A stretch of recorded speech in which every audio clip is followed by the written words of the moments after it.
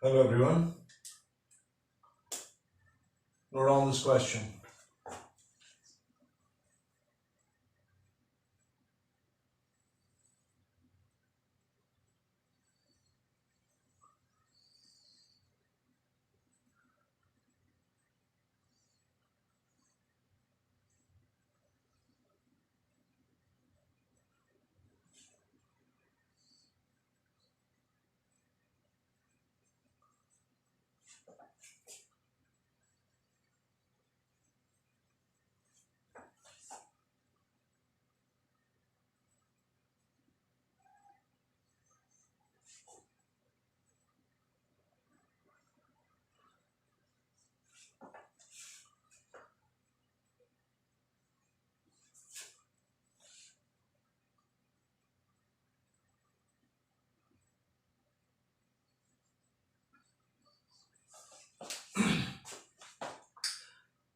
This is 20 volt battery, 4 ohm resistance, 2 ohm resistance, 10 volt EMF.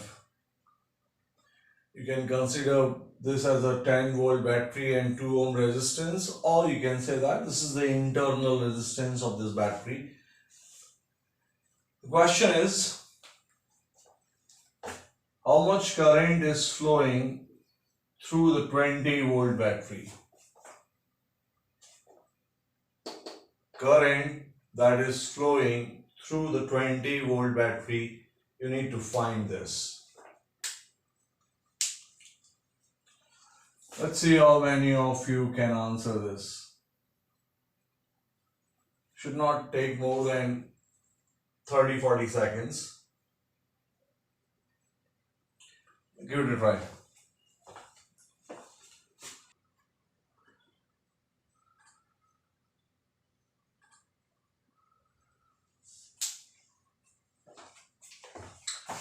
Look here. First of all, you can easily find current through this 4 volt battery.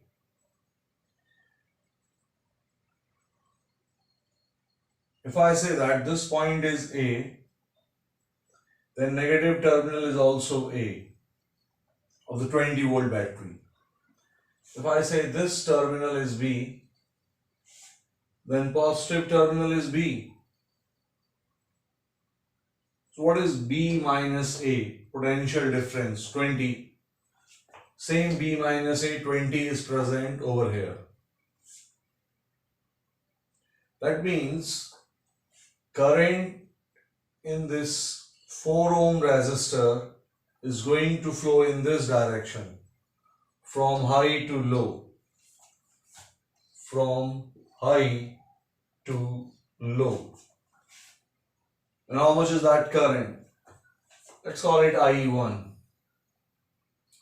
So this current is I1. Then what is Ohm's law? I1 potential difference of 20 divided by resistance, which is 4. This gives us what? 5 amperes. Now once you have found I1, if you can find current in this, then you can easily apply Kirchhoff's first law and you can answer the question. We have found the value of I1. Only thing left is what? Finding current in this. How do we do that?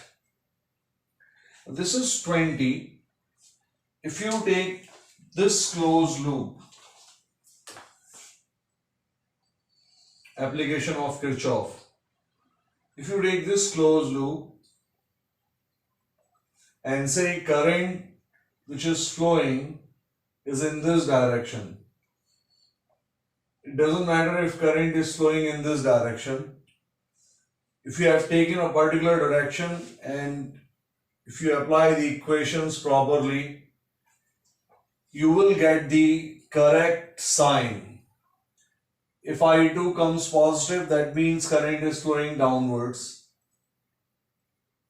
as shown in the figure only. If I2 comes negative, that means simply change the direction of current. So whatever direction you have taken, stick with it and solve the equations. We have taken this closed loop. In this closed loop, if you apply Kirchhoff, How do you apply Kirchhoff? Negative to positive, rise. Rise is taken negative, minus of 20. Negative to positive, rise. Plus, minus, drop. Drop is taken positive, 10. In the direction of current flow, potential decreases. It's a drop. What is drop? I2 multiplied by 2, which is 0.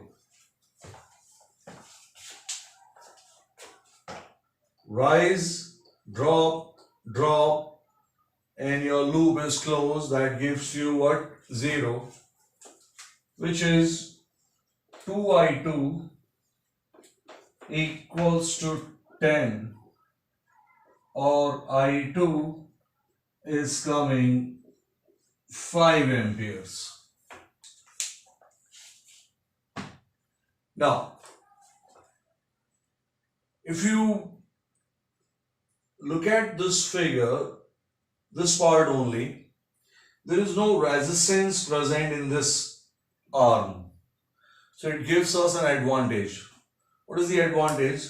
This 20 is being opposed by 10. 20 getting opposed by 10 gives us an EMF of 10 only. So across this 2, we can directly say there is a drop of what? 10 volts, and therefore current can only be 5 amperes. Without using this, you can find that, but let's present the whole thing in a formal way. So this is your I2, which is coming what? 5 amperes. Now you've got I1, you've got I2, they both are coming positive. That means these are the correct directions, and this I1 and this I2, they merge at this point, giving us I. So what is the value of I? I1 plus I2, which is 5 plus 5 equals to 10 amperes. Note down this much. And one of you got the answer correct. Good.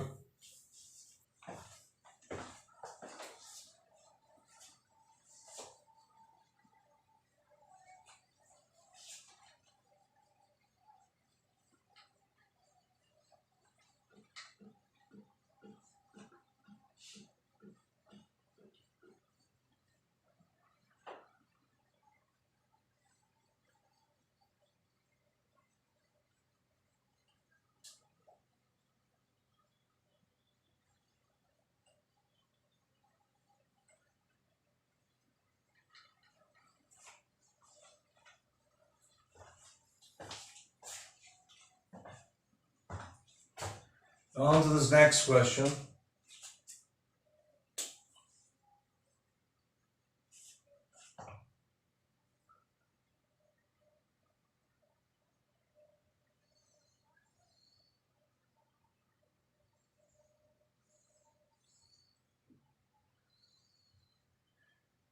It's a cylindrical wire, just so that you can see easily, clearly. I've drawn this much, this bigger size.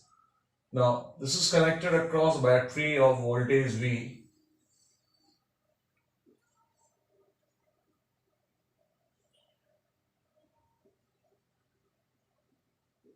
Internal resistance of the battery is R. Let's take EMF as E and internal resistance as R.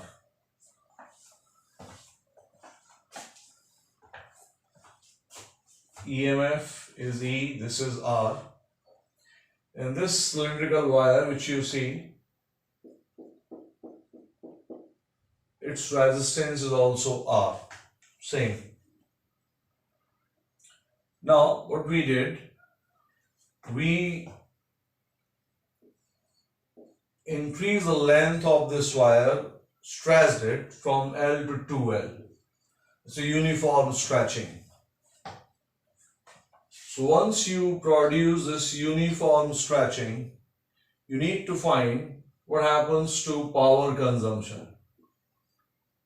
By what factor power consumption in this cylindrical wire changes once you stretch it and double its length? Write down this question and try to answer this. Initially, they both have same resistance, wire and the internal resistance of the battery. Then what we did, we stretched the wire. And so uniform stretching. Uniform stretching means everywhere cross-sectional area after stretching will remain same. So what happens to power consumption? By what factor it changes? That's what the question is.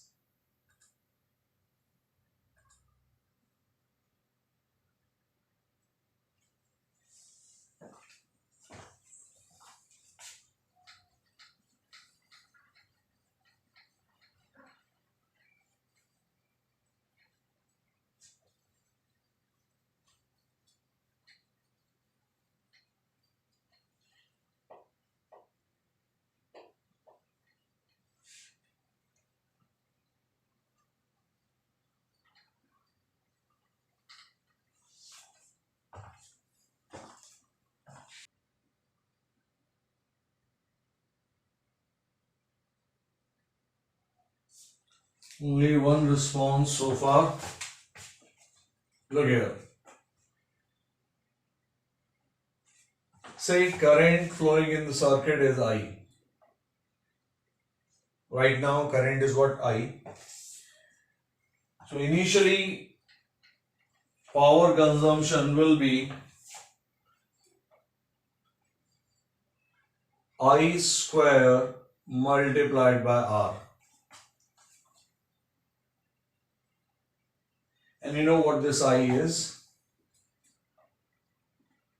This is for initial, this is for current. So what is I? E upon 2R.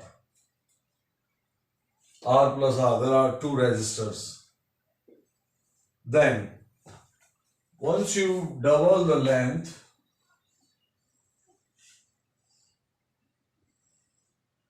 length becomes 2L, but I hope you can see that cross-sectional area will decrease and becomes A by 2. If it's a uniform stretching, so that everywhere cross-section is same, then once you stretch it by a factor of 2, to maintain same volume, cross-sectional area will reduce to A by 2. Not a big thing, volume should remain same. Now, you have a battery or resistance R. Now, resistance of this new thing becomes R dash. What is this R dash? What is R dash? Resistance. You're doubling the length and you have half the area. So I think you can easily find that resistance becomes what? 4 times. What is the formula for resistance? Capital R for resistance, rho L upon A. So if you multiply L by 2 and divide A by 2, you get what? 4 times the initial value. So this R dash is 4R. If R dash is 4R, then what is power consumption? New power consumption, let's call it P dash, will be what? Current. New current is what? I dash square multiplied by new resistance, which is R dash. What is power consumption? Current square resistance.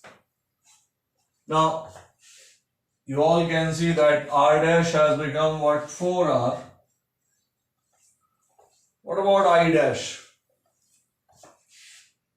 I dash is E divided by total resistance, which is R plus 4R, 5R. That's your I dash, E upon 5R, which is what? This is E upon 2R and this is E upon 5R, which means we can say that this is 2I upon 5. What is the value of I dash coming? 2I upon 5. Put it here. 2I upon 5 means 4I square upon 25. That's your I dash square. Which is coming what? 16 by 25 I square R. That means what? 16 upon 25 P initial. That's your initial power consumption. This is your final power consumption. Your final power consumption is what? 16 by 25 times that of initial power consumption.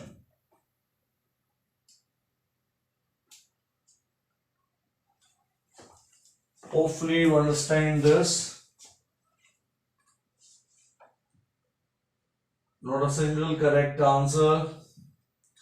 But if you understand this question completely, then write down yes in the comment box.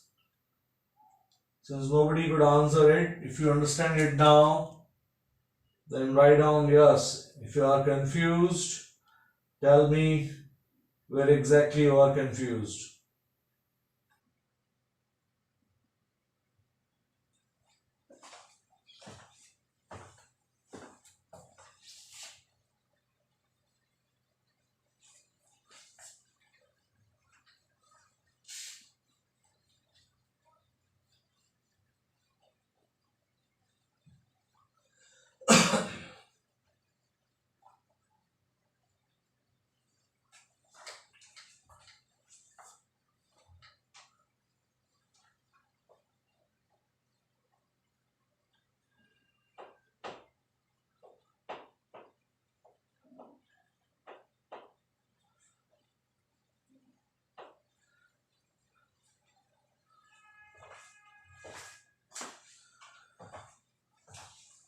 Note on this next question.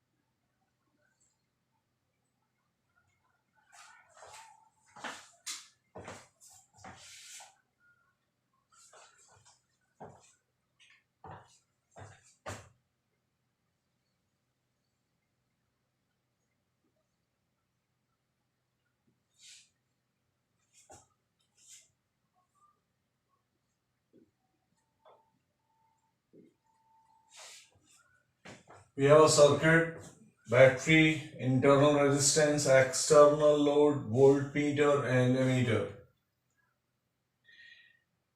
The question is,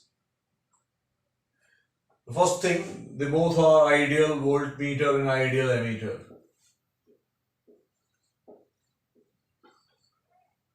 It's an ideal voltmeter, it's an ideal ammeter. The question is, if you replace voltmeter with ammeter, if you exchange their positions, then what are the new readings of voltmeter and ammeter? This is the usual sense they are connected in. You connect a voltmeter in parallel so that you can measure potential difference. you connect ammeter in series so that you can measure what current flowing through the resistance. But in case you switch the positions, you connected ammeter over here and you connected the voltmeter here, then what are the new readings of voltmeter and ammeter after this exchange? In the comment box, you will write V and then your answer for the reading for voltmeter, I, and then the reading of ammeter.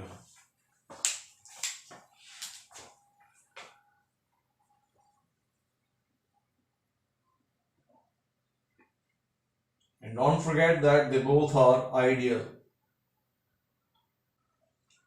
In fact, let's do one thing. Let me see whether you understand voltmeter and ammeter.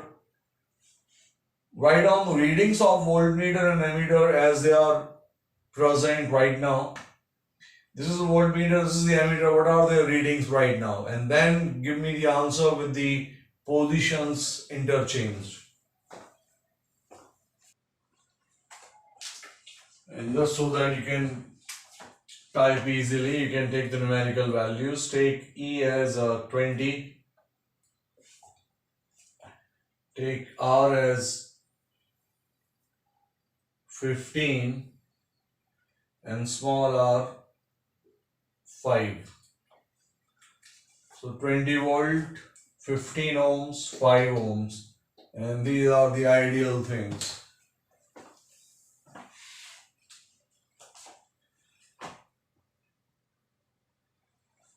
Only one response so far.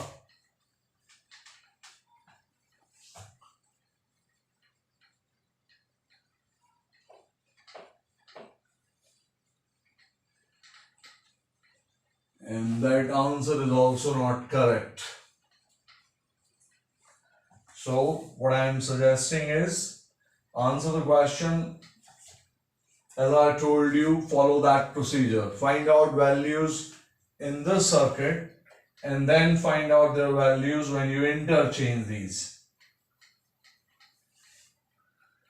And why am I saying this? Because you have always connected voltmeter and ammeter like this. So it will be easier for you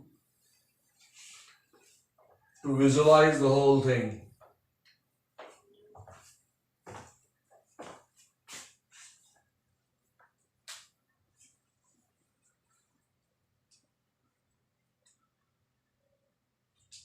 Let me first check whether you understand this. What is the resistance of an ideal voltmeter and what is the resistance of an ideal ammeter? Answer these parts in the comment box. Then only you can answer this question. When I say I have an ideal voltmeter, what is the internal resistance of an ideal voltmeter and what is the internal resistance of an ideal ammeter? Write down this part in the comment box.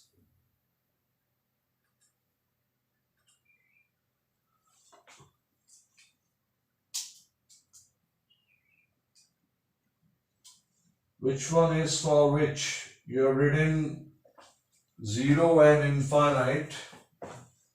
They are correct. But 0 is for voltmeter or ammeter. Mention this.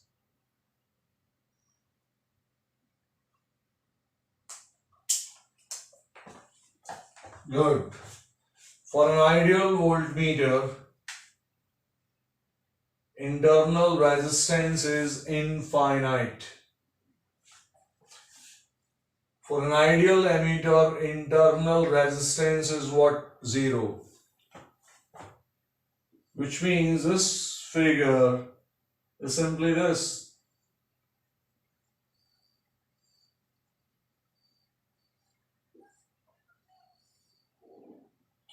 $15, $5, $20. 0 resistance means plain wire. Plain. No resistance wire. Infinite resistance means as if nothing is present. remove it. We have removed it. This is the initial setup. Now how much current is flowing in this? I. What is I? 20 upon 5 plus 15. Total resistance is 5 plus 15. This is 20, which gives us what? 1 ampere. So this is I. So this I is flowing through the ammeter. So reading of ammeter is coming what? 1 ampere. In the original setup. Now what is potential difference across 15? We have the current flowing in the circuit, you have the resistance. So what is potential difference? I multiplied by R, which is what? 15 volts. I multiplied by R. This potential difference across the terminals of 15 is read by the voltmeter.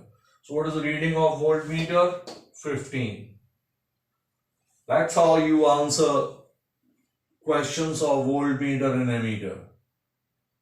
Now, I hope you can answer the original question. Interchange their positions and get me the readings.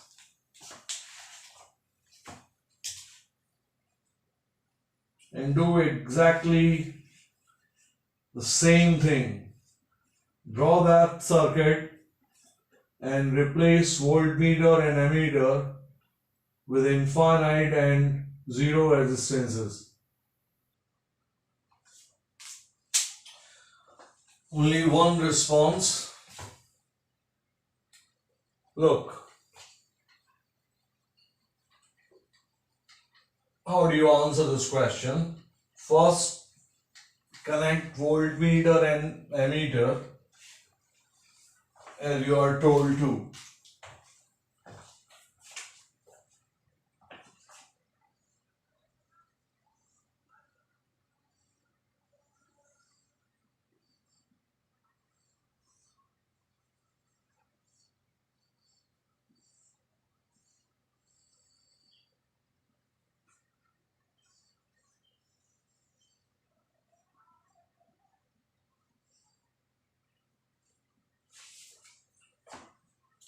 We have interchanged their positions.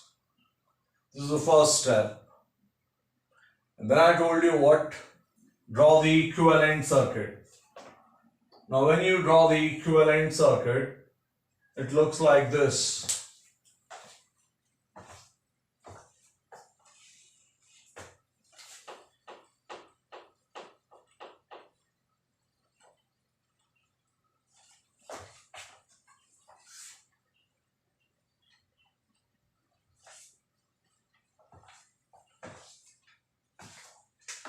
The equivalent circuit looks like this.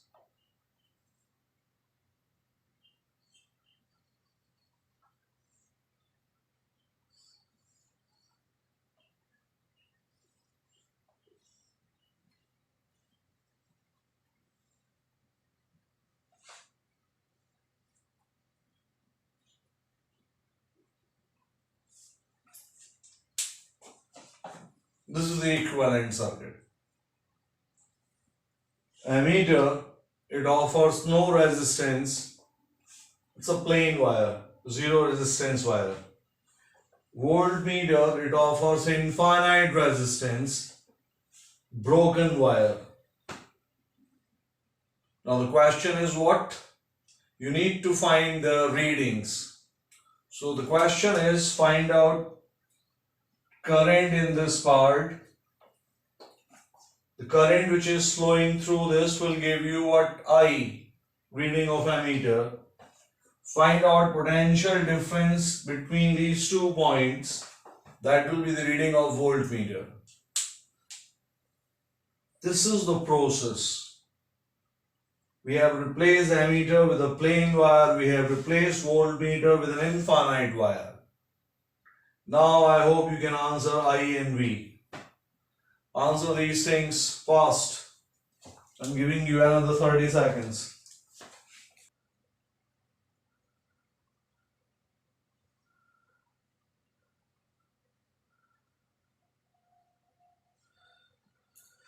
Not a single response. I don't know what is that which you find difficult. Look here, circuit is broken. If circuit is broken, no current can flow in the circuit. This part is gone. You have removed a part of the circuit. Infinite resistance means that only. Since no current can flow, your I is 0. Reading of ammeter becomes what? 0. Now I am giving you another 15 seconds. Answer what V is. Is it also 0 or something else?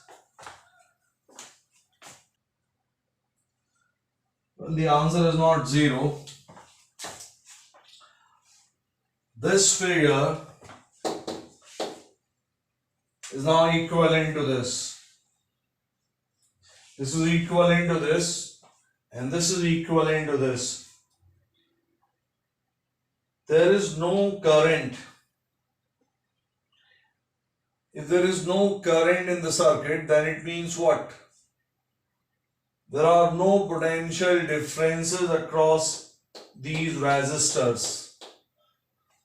And therefore you can make them what? Plain wires. No current, make it a plain wire. No current, make it a plain wire. So circuit looks like this.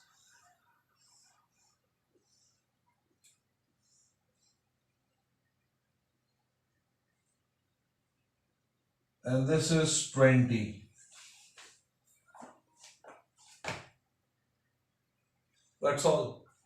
You have the answer. No current, plain wire. No current, plain wire. What is potential difference? This point is connected to the positive terminal. This point is connected to the negative terminal. And therefore, V is coming 20 volts. That's the answer. So when you interchange the positions, your ammeter is kind of useless. It is giving you nothing.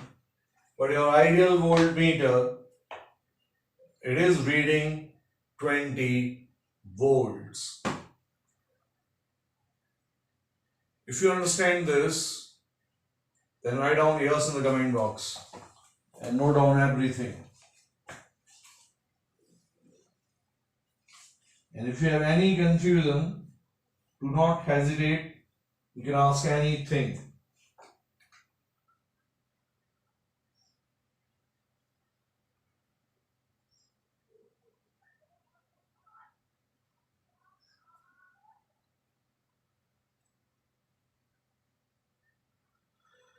One of you is asking that, sir, current will be 0 in all the circuit or in the ammeter part only. See, the moment, it's not any circuit, the moment you break any part of the circuit, this battery can no longer contribute inflow of current. So, for us, having an ideal voltmeter means no current can flow between these 2 points. If no current is present, then in the ammeter, in this part, over here, right here, at this place, current is all 0 only. But if you have a simple torch battery, which you have seen looks like this. This is a torch, the cell which you use in your torch and all. If you connect nothing, then there is no current. But still, an EMF is present between these terminals. If you will connect something, this EMF will contribute in current also. But as the branch is open, no current is present anywhere. I mean, think about it. Suppose somebody says that a current is coming, let's say a 1 ampere current is coming from this side. So one is coming, but then one is coming from where? This part is all open. That is the reason we say that this one doesn't exist. If somebody says that no, 1 ampere current is present right here, and this 1 ampere current is flowing in the closed loop. Suppose somebody gives this, thinks about it. So if you have 1 ampere current flowing in this part only, you found that we have a closed loop. Okay, but there is no source of EMF which can produce this 1 ampere current. No battery, no battery. And therefore we say that once you have an open branch, there can be no current anywhere.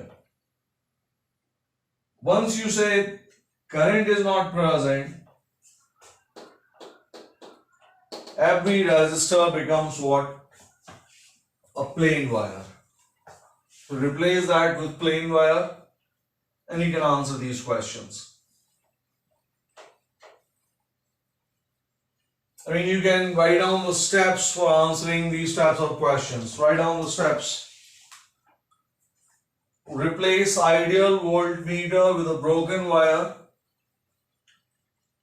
Replace ideal voltmeter with a broken wire.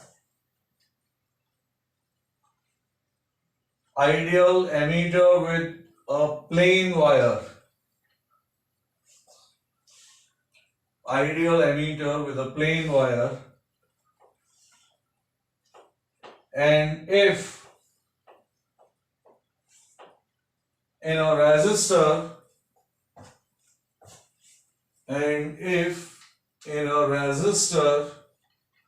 no current is present,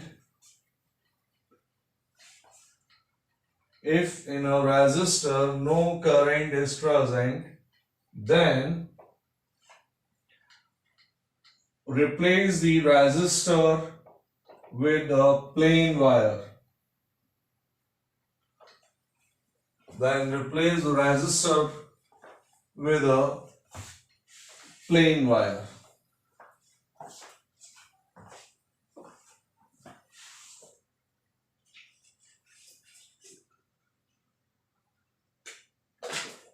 Is it clear now? Yes or no?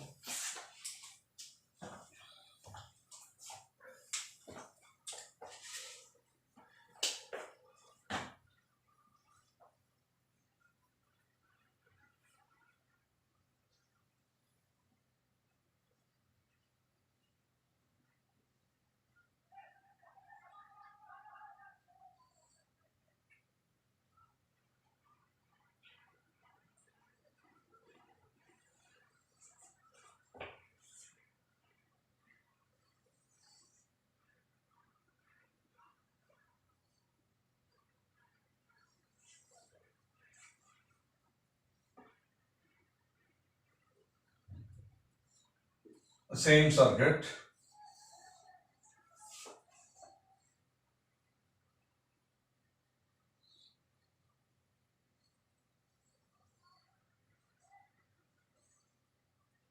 It's a switch. R, small r, E.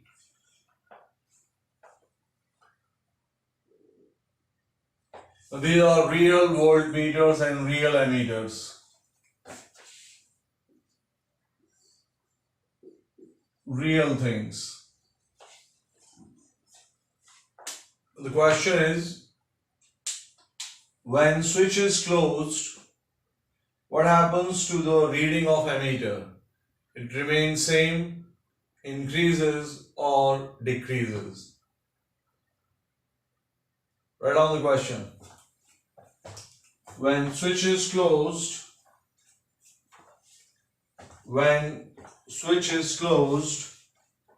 what happens to the reading of ammeter? When switch is closed, what happens to the reading of ammeter?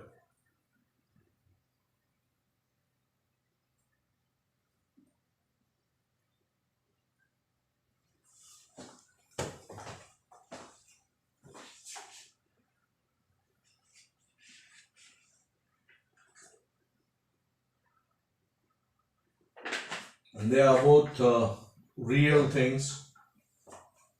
You have a real voltmeter and you have a real ammeter.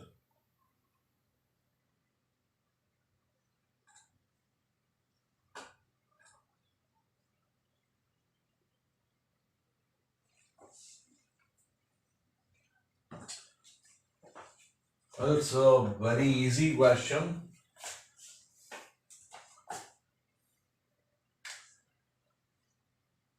Suppose resistance of ammeter is Ra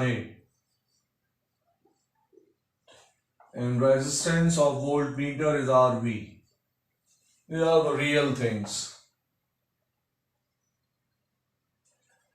What is current flowing through the ammeter? I. How much is I? I is only this. E divided by R plus R plus Ra. Initially, when switch is open. When switch is open.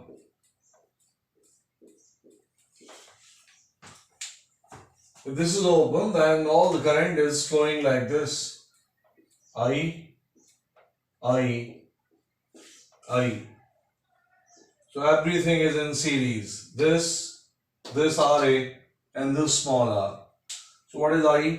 E divided by this plus this plus this. This is the hint. Basically this question should take only 5 seconds. But let's see if you can answer this question after the hint. I've given you I when switch is open. Can you answer the question when switch is closed? What happens to I?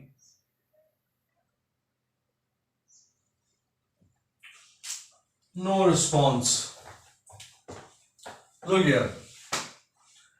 This V and this R, once you close the switch, it will be like this.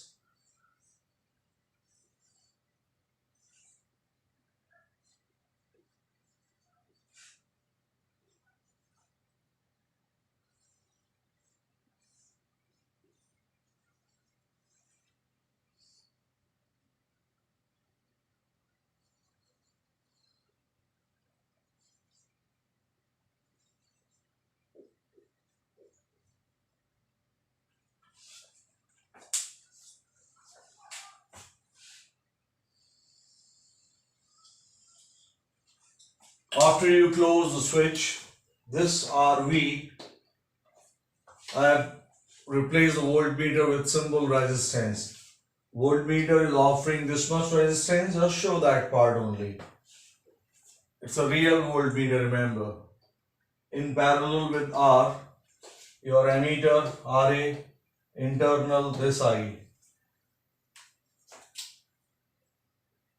I hope you know that when two things are in parallel, two resistors are in parallel, then total resistance of these two, is Rv upon R plus Rv. R1 R2 upon R1 plus R2 is less than Rv as well as R. It's a straightforward statement which we have used many a times during electric circuit and for capacitors in series. So when you have Rv and R in parallel, the total of these two is this, which is less than Rv as well as R. As of now, this is sufficient. It is less than R. This part, resistance of this part is going to be used here. What is in series? This, and this entire thing. So you're going to replace R with this, which is less than R. So you are decreasing the denominator. If if you are decreasing the denominator, everything else is same, your I is going to increase. Parallel of these two is less than R. This plus this plus this is less than the R plus R plus RA. So you are decreasing the denominator and overall current, that is the reading of ammeter, is increasing. So the answer is that current or reading of the ammeter is going to increase. Do you understand this reasoning? Yes or no?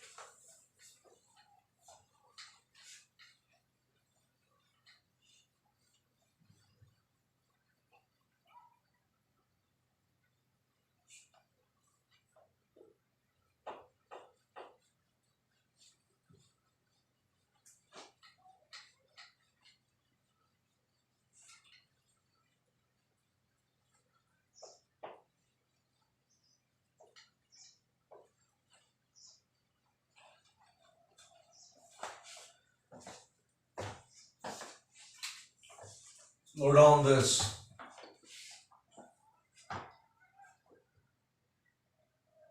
Resistance of a wire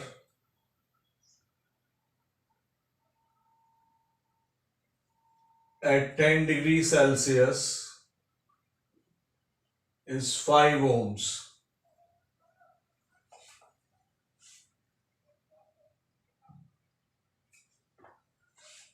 We need resistance of this wire when temperature is 30 degrees Celsius, and we have been given alpha at 0 degrees Celsius as 2. We are increasing the temperature and therefore resistance is increasing. When temperature is 10 degrees Celsius, we have been given that resistance is 5. So what is the resistance when temperature becomes 30 degrees Celsius? If alpha is 2. Be careful, alpha at 0 is 2.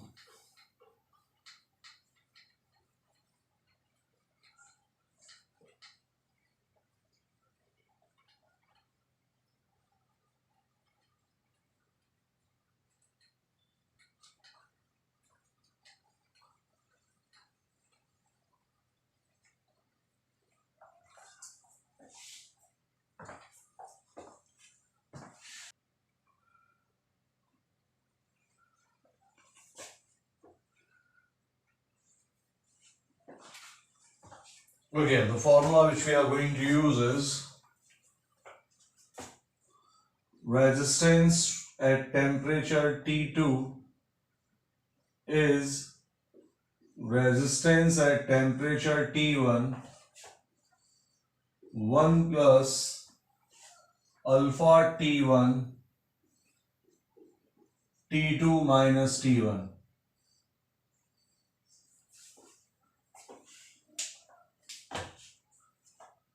Resistance at temperature T2, resistance at temperature T1, 1 plus alpha. Do notice this thing, T1, T2 minus T1. So if somebody answers this question in this form, that resistance is required at 30, so what you did, resistance at temperature 10, you took 10 degree as T1 and you write 5 here, 1 plus alpha, you take 2, T2 minus T1, 30 minus 10, and you produce your answer like this, 30, 10, 20 to 41.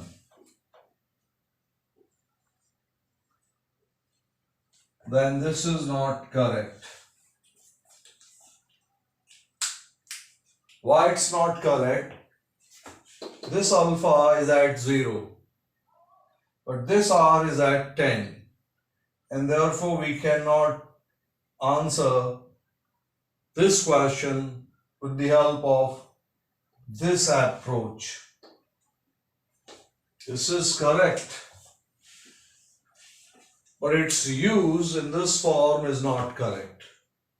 Note down this, make a cross, and then think about it. How can we still use this equation? Using this equation only, how can we produce the correct answer?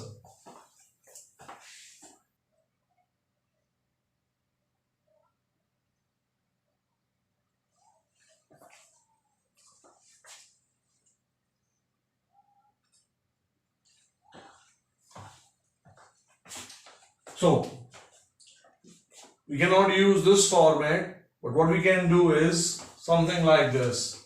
This is R10, which is 5, and I can write what? R at 0, 1 plus alpha at 0 multiplied by 10 minus 0. This is what I can always use. Look, R is at 0, alpha is at 0. They both should be at the same temperature.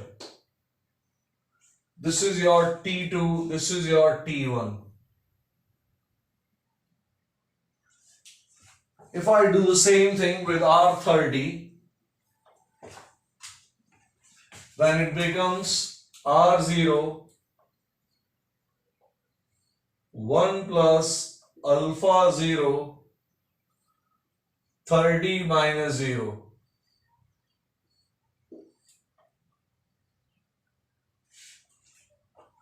Now, they both are at the same temperature, and right here is T2 minus T1. The only problem is that we have no R0, but we don't need this R0 also. We can easily divide the whole thing. If you divide this, you get what? R10 is what? 5. We are looking for R30. 5 upon R30, R0 gone. 1 plus alpha is 2 into 10. 1 plus alpha is 2 multiplied by 30.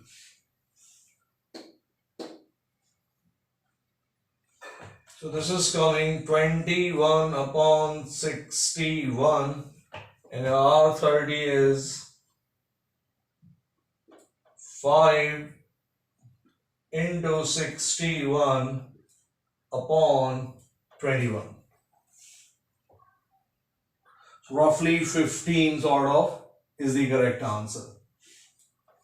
5 into 61 divided by 21.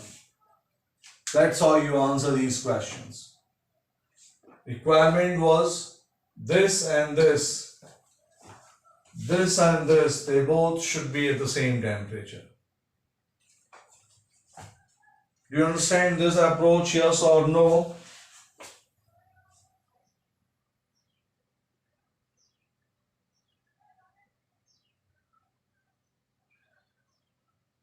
Good. Rest we'll see in the next class. Thank you very much.